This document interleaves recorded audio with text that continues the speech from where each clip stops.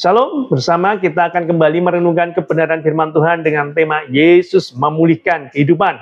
Firman Tuhan terambil dari kitab Matius 9 ayat yang pertama sampai ke-8. Demikian firman-Nya. Sesudah itu naiklah Yesus ke dalam perahu, lalu menyeberang, kemudian sampailah ia ke kotanya sendiri.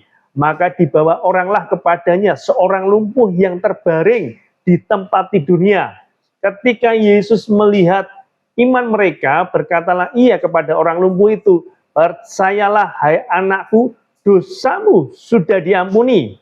Maka berkatalah beberapa ahli Taurat dalam hatinya, ia menghujat Allah. Tetapi Yesus mengetahui pikiran mereka, lalu berkata, "Mengapa kamu memikirkan hal-hal jahat di dalam hatimu? Manakah lebih mudah mengatakan dosamu sudah diampuni, atau mengatakan bangunlah dan berjalanlah? Tetapi supaya kamu tahu bahwa di dunia ini anak manusia berkuasa mengampuni dosa." Lalu berkatalah ia kepada orang lumpuh itu, "Bangunlah, angkatlah tempat tidurmu dan pulanglah." Lalu orang itu bangun dan pulang. Maka orang banyak yang melihat hal itu takut, lalu memuliakan Allah yang telah memberikan kuasa sedemikian itu kepada manusia. Saudara, apa yang bisa kita pelajari dari firman Tuhan ini? Yang pertama, penghiburan yang menenangkan. Orang Yahudi pada waktu dulu menganggap seseorang yang sakit itu karena dia berbuat dosa. Makanya ketika orang lumpuh ini dibawa ke Yesus, maka dia akan berpikiran dalam hatinya, "Aku tidak layak untuk menerima kesembuhan sebenarnya Tuhan, karena aku sudah dianggap orang berdosa." Makanya Yesus pertama-tama, dia tidak langsung menjamah orang sakit itu, tetapi dia berkata, "Percayalah hai anakku." Kata hai anakku ini dalam bahasa Yunaninya adalah teknon, penuh kasih sayang, penuh kelembutan. Yesus menyapa orang lumpuh tersebut. Yesus menenangkan hati orang lumpuh tersebut. Supaya apa? Dia tidak merasa terhakimi. Karena dia sakit, kemudian dianggap oleh orang-orang di sekelilingnya dia sudah berbuat dosa. Makanya Tuhan katakan, "Percayalah hai anakku, dosamu sudah diampuni." Jadi Yesus tidak langsung menyembuhkan penyakitnya, tetapi yang Yesus sembuhkan adalah keadaan hatinya, dibuat tenang hatinya, penghiburan yang menenangkan. Itu yang Yesus ucapkan kepada orang lumpuh tersebut. Sehingga lewat apa yang dilakukan Yesus tersebut, saya percaya orang lumpuh tersebut dia semakin semangat kembali untuk tetap melanjutkan kehidupan dan punya semangat untuk sembuh. Makanya yang pertama kita bisa belajar bersama-sama, penghiburan yang menenangkan ini penting sekali. Apapun yang terjadi dalam kehidupan kita, Yesus berkata kepada kita semuanya, "Percayalah anakku, dosamu sudah diampuni." Jangan pernah merasa karena kesalahan kita, pelanggaran kita, seakan-akan kita sudah tidak layak di hadapan Tuhan. Selama ada niatan kita untuk bertobat, untuk kembali kepada Tuhan, maka Tuhan yang kita sembah, Tuhan yang kita kenal dalam nama Tuhan Yesus adalah Tuhan yang penuh kasih. Dia akan menerima kita, dosa kita diampuni. Kalau kita pelajari ini, sangat-sangat penuh kasih sekali apa yang Tuhan ajarkan kepada kita semuanya. Ya, tidak seperti apa yang dipikirkan oleh ahli Taurat. Ahli Taurat berpikiran Yesus menghujat Allah. Dia berpikiran jahat dalam hatinya. Pasti dia juga berpikiran, wah orang lumpuh ini pasti dosanya banyak sekali. Beda dengan apa yang dipikirkan oleh Yesus. Yesus berpikiran, engkau layak menerima kesembuhan. Dosamu sudah diampuni. Jadi yang pertama yaitu penghiburan yang menenangkan. Yesus mematikan akar penderitaan yang ada dalam hati orang lumpuh tersebut. Jadi Yesus mematikan akar penderitaan, rasa bersalah yang ada dalam orang lumpuh tersebut sebelum dia menyembuhkan fisiknya. Hari-hari ini mungkin juga kita menjumpai banyak orang sakit secara fisiknya, tetapi mungkin ada hati yang perlu dibereskan di hadapan Tuhan. Maka saran kita adalah, yuk bereskan terlebih dahulu apa yang menjadi ganjalan dalam hati sebelum Tuhan menyembuhkan sakit fisiknya. Ini penting sekali. Terkadang kita sakit pun ada sesuatu yang nggak beres di dalam hati kita. Yuk bereskan terlebih dahulu.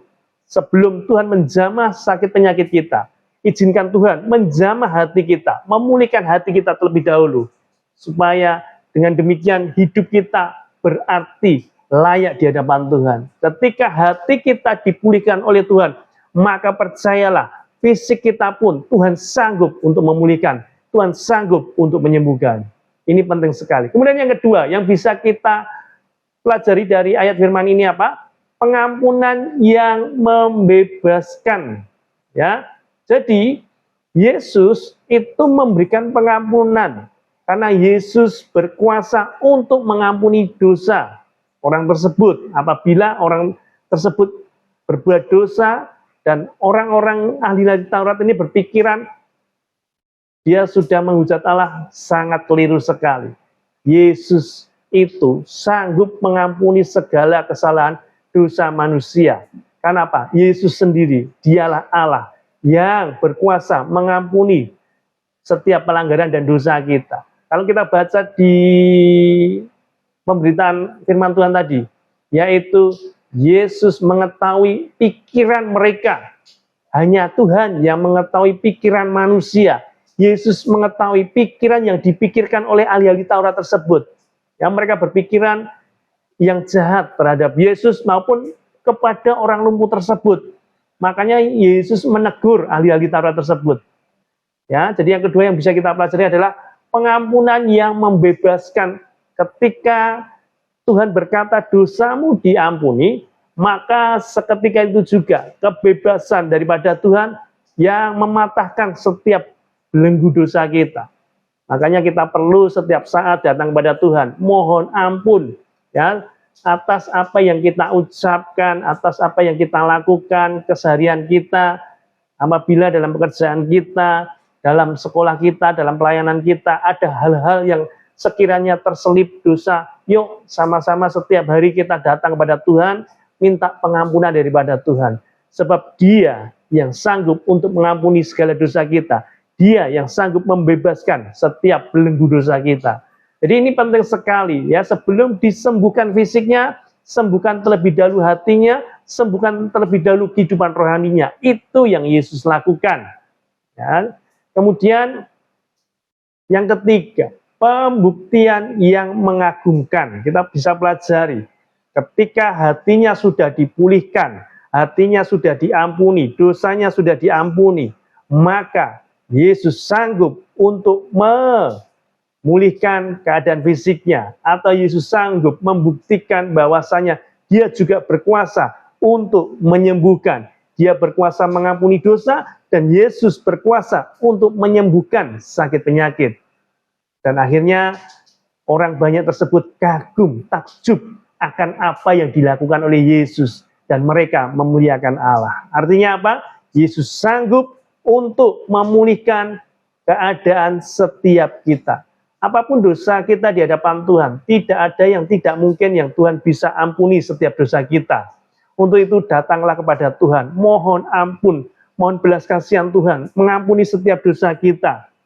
Dan kalau ada yang sakit hari-hari ini, biarlah kita juga meminta kesembuhan daripada Tuhan. Oleh bilur-bilurnya, itulah yang menyembuhkan sakit penyakit kita. Yesus sanggup untuk memulihkan keadaan hidupan kita. Untuk itu, bagi saudara yang belum menerima Yesus, terima Yesus saat ini juga dalam hati kita sebagai Tuhan, sebagai Raja dalam kehidupan kita. Kita ucapkan bahwasanya Yesus Tuhan sanggup memulihkan keadaan kehidupan kita.